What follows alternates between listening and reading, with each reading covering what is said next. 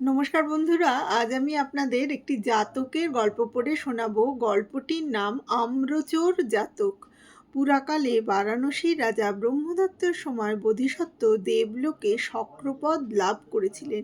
সেই সময় এক ভণ্ড তপস্বী বারাণসীর নিকটে নদী তীরে এক আম বনে পর্ণশালা নির্মাণ করে সেখানে থেকে সেই আম বনের আম রক্ষা করত। গাছ থেকে যেসব আম পড়ত তা সব সে নিজে খেত, বনের মালিককে দিত না। এইভাবে মিথ্যাচার দ্বারা সে জীবিকা নির্বাহ করত।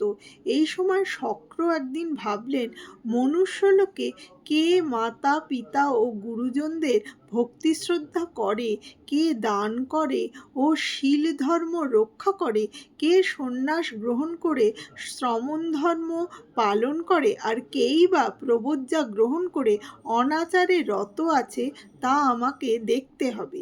এই ভেবে তিনি দিব্যচক্ষু দ্বারা মনুষ্যলোকে তাকিয়ে সেই জটাধারী কূট তপস্বীকে দেখতে পেলেন।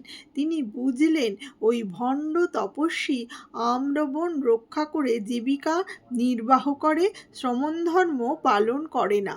অতএব ওকে উচিত শিক্ষা দিতে হবে। সেই দিন সেই ভণ্ড তপস্বী আমবন থেকে বেরিয়ে ভিক্ষার জন্য নগরে চলে গেলে শক্র সেই বনের সব আম পেড়ে হরণ করলেন। মনে হলো চোর সব আম নিয়ে গেছে। এমন সময় 4জন শ্রেষ্ঠীকন্যা সেই বনে এসে ঢুকলো। এদিকে সেই কূট তপস্বী নগর থেকে তার আশ্রমে ফিরে এসে দেখল সেই বনে একটিও আম নেই। কারা সব আম চুরি করে নিয়ে গেছে। এমন সময় সে সেই 4জন শ্রেষ্ঠীকন্যাকে দেখে বলল, তোরাই আমার সব আম খেয়েছিস। শ্রেষ্ঠীকন্যারা বলল, আমরা তো এইমাত্র এসেছি, এত আম আমরা এই অল্প সময়ের মধ্যে কি করে খাবো? আমরা তোমার একটি আমও পারিনি বা খাইনি। তপস্বী বলল, তাহলে তোরা শপথ করে বল। শ্রেষ্ঠীকন্যারা তখন একে একে শপথ করে বলল, আম খাইনি। যদি কেউ আম খেয়ে থাকে তাহলে তার ভাগ্যে যেন ভালো বর না জোটে।